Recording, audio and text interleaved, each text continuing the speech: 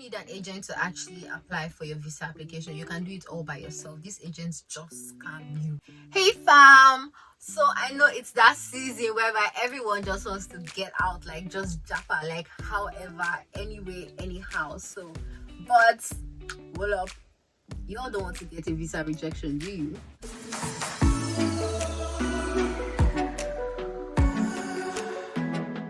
So in this video, I'm going to be telling you guys like crucial information that you need to get your visa application stamped. I had a visa rejection, just one shot, but I will tell you the mistake I made just so you guys can get your visa stamped and then make the whole process smooth and faster for you guys. So sit back and get your paper and your pen and jot things down.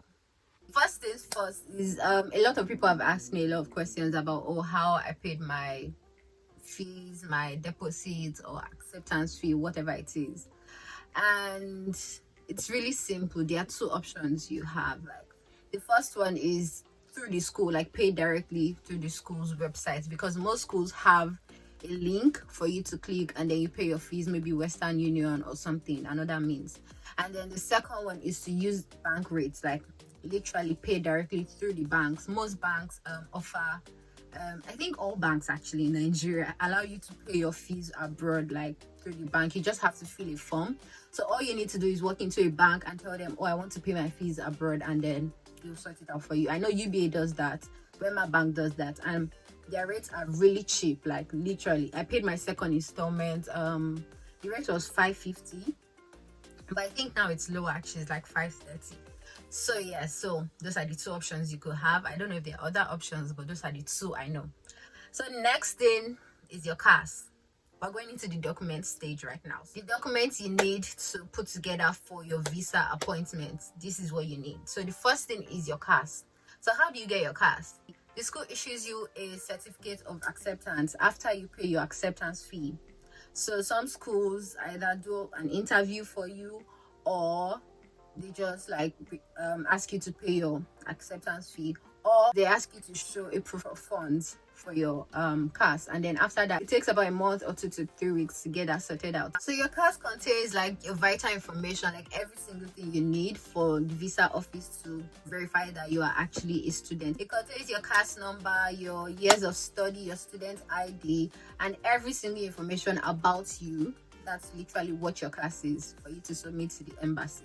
So the next document you need is your bank statement. This is the most important aspect. I'm not even going to leave it to the last moment. This is really, really, really important. Your bank statement. Wait, hold up.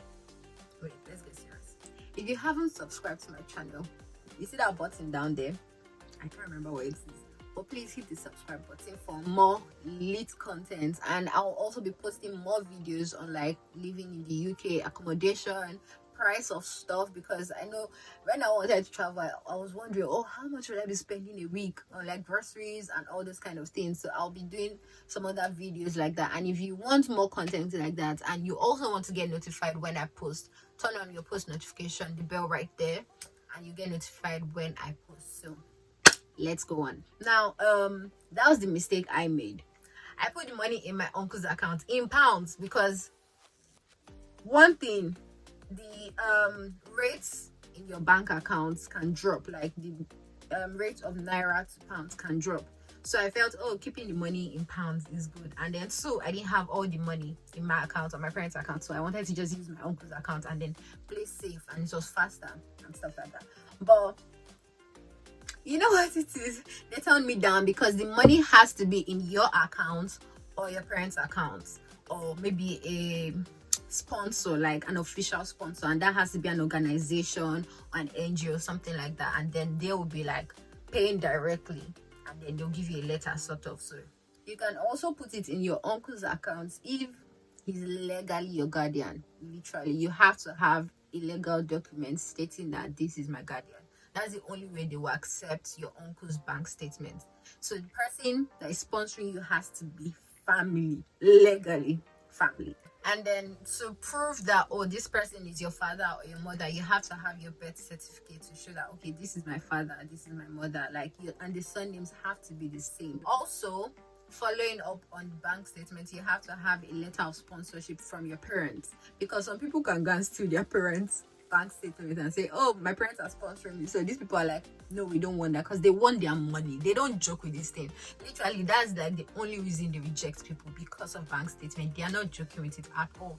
Even if the rate drops like £1, I don't know how true that is, because I mean, I'm not in their office, but really you have to really be careful about the rates, because if it's better to just keep above the money. And in the bank statements, you have to have kept the money for 28 days, and that's including your tuition fee, every single thing, and then your maintenance fee. For outside London, it's 9,207, and then for London, it's £12,005. That has to be your account. So £12,005 plus your tuition fee, everything together has to be in your account for 28 days. So after that, you can print the bank statement. But normally, if your parents have that amount of money in your account like daily, you don't have to start counting 28 days and stuff. Just print like a month's bank statement and submit it. About the rates, like I was saying about the rates, this is really, really, really important. If your fee, like converted to naira from pounds, it's 7M, keep like 7.5 or 7.3, because Nigeria, you know how it fluctuates, so it gets really bad. So you can check the rate before you submit your application. Make sure that at the point of your submission, the rate is higher. That is what they will check. After your submission, if it drops, that's fine, but at the point of your submission, the rate has to be higher than your fees. You get what I mean? So you can use owanda.com. I'll leave the link down below for you to check that. And I think that's all for bank statement. One, it has to be in your own account or your parents' account or a legal guardian's account for a minimum of 28 days. And then after you print it out, you can only use the bank statement for like 30 days. After 30 days, it expires, like they don't accept it. Or you can use a financial sponsor. That's a legal, like a corporate or an official sponsor. And lastly, check the rates. Check the rates of your money before you submit your application. Oh, bonus, do not forget to attach your letter of sponsorship and certificates to your bank statement if your parents are sponsoring you or whoever is sponsoring you. The next document you need is your tuberculosis test results, and that takes just 1 day literally to get. So you have to go online to book it, and I think it's, when I did mine, it was 5,800. No, I said 5,000. It was 58,000. So I think it's about 59,000 now. I don't know if it's still the same thing, but yeah. So you have to go online to book like days ahead, because during this period of time, that gets like occupied really, really, really, really fast. So you might get a later date. So, and if you know you want to travel earlier than your resumption date, it's better to start doing all that now. So you can actually book for your tuberculosis test before you have all your documents. But just be looking forward and be calculative about it. So, and then there are 2 centers in Nigeria, just Lagos and Abuja. So you have to think about which one is better for you. Also, you can actually get your test done and hold the results. Like you can get it done if you're traveling maybe 2 months time and stuff like that, because it expires in 6 months. Next document you need is your visa application form. You have to go online to UK.gov website to fill out your visa application form, and that's where you make all your payments, your visa payments and your IHS payments, that's your health insurance. The cost of visa, I think right now, is £345, and the IHS is about £720, and that's just for a year. So if you're studying for 2 years, you have to like times that by 2 to know your IHS fee. So yeah, you make all the payments online. You make the visa payments before you make the IHS payments. And for your visa like payments and stuff, you can use your MasterCard, like your Nigerian card, to make payments. But be aware that there's a limit on international transfers. So my advice is to have like 2 different cards, because I had to apply twice within a short period of time, and then I had to like just use different cards and stuff because I exceeded the limit. So have like different cards just in case after you pay your visa fee, you've exceeded your limit. So That's it. Where you'll be staying in the United Kingdom, if you don't have anywhere to stay yet, like you don't have an accommodation yet, you could just put your school's address for that place and tell them, oh, when you get there, you sort it out. So that's not really a big deal. But you need to provide all this information, just basically information about you, if you've been to the United Kingdom or not, or where you've been to, and stuff like just personal information, not a big deal. So yeah, you have to have your visa form filled up and make your payments during the process of that. And at the end of your visa application, like during the filling process, you'll be like directed to pick your interview date at the end. You can actually pick your visa appointment dates ahead, like even if you've not gotten all your documents ready. So maybe you're waiting for your bank statements. You could calculate, okay, my bank statements will be ready 1st of August. So that means I can book my visa appointment for like maybe 2nd or 3rd of August. So you can book ahead, because you don't need to upload all these documents during your application process. You can upload them before or even on the day of your visa appointment. So you can actually book ahead, because visa appointments get really like filled up so fast. So you have to really think about that too. So I would advise you just book your, if you have your fees ready and everything, just book your appointment ahead of time. And then once you have all your documents ready, upload them. But make sure you upload them before you go for your interview. That's really important. While booking your appointment, you'll be asked if you want self-service or you want them to assist you at the visa application place. They have one at Ikeja, they have one on the island, Victoria Island, and they have one in Abuja. So you can actually go to any of these places to do your appointments, and then you can take your documents there if you want them to help you upload it. But that's just more money, where you can just do it yourself at home. Just scan everything and upload it. It's really fast. You don't need an agent to actually apply for your visa application. You can do it all by yourself. These agents just scan you. So just do it by yourself at home and then go for your interview. When I was doing my interview, there were no questions asked. I don't know if it's still the same thing right now, but I just went in there for my biometrics and that was it. They didn't ask me any question. But if it has changed right now, you could just go online and then look up some questions. Literally, they just ask about, oh, what you're going to study, why you're going to study, why do you want to come to the United Kingdom, all these kind of things, like questions. But I don't think they do that anymore. Just your biometrics. Because they're really looking for international students, guys. All they want is money. They really do not care about anything right now. They really want you guys to come.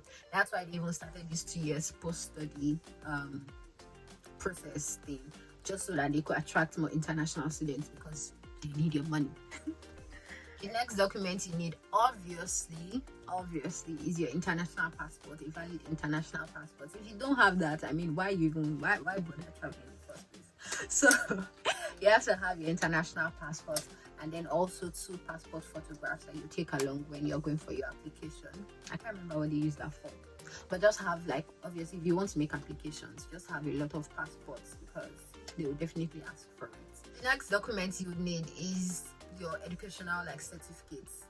But this actually depends on the school. If your school asked for transcript and your certificates, the visa office will tell you to provide the documents you provided for the school while you were making your application.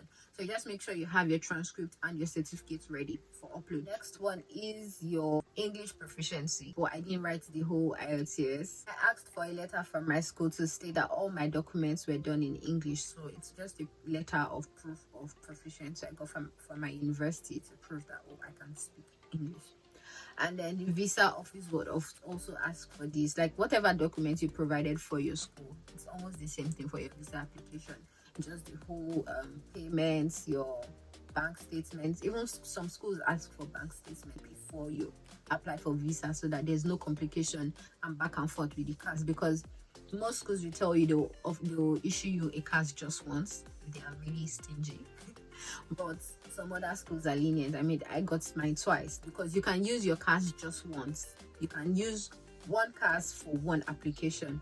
So if you get rejected, you have to apply for another one. Though it's free, but you have to apply for another one. Guys, I will just hammer once again on the bank statement that you really should get your bank statement right, because this is literally the most important thing for your visa application. Aside your CAS, obviously you need a CAS. If your school doesn't give you a CAS, don't bother applying. Obviously you can't even apply, but make sure you get your bank statements right. 28, not 28 working days, just 28 days, like maybe 1st of July to 20th of July. That's all you need, and then you print it on the 29th and you can submit, or you can keep it for 1 month if you're super annoyed. But literally, it's what it is. They're really strict. They follow their papers. The bank statement has to be printed out from the bank, not like a mobile bank statement that you just formulate from your phone, but it has to have the bank stamp on it, like to verify.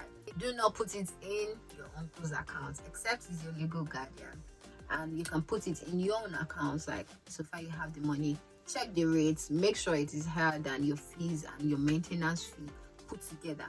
But if you've paid if you've paid a certain amount of your fees, like maybe you've paid your fees is like 10,000, or everything together, your maintenance, everything together is about 23,000 pounds. If you've paid 3,000 to the school, maybe for deposit or acceptance, all you need in your account is 20,000 pounds to show that, oh, I have the funds to sustain myself in the United Kingdom. And that is it. That is all for today, guys. I hope you have everything set, and I really wish you success in your applications. And if you have any other questions you would like me to answer, you could send me a DM on Instagram or leave a comment down here if there's any video you'd like me to do. Thanks for watching, and don't forget to hit the subscribe button, give this video a thumbs up, share with your friends, and see you in the UK soon. Bye.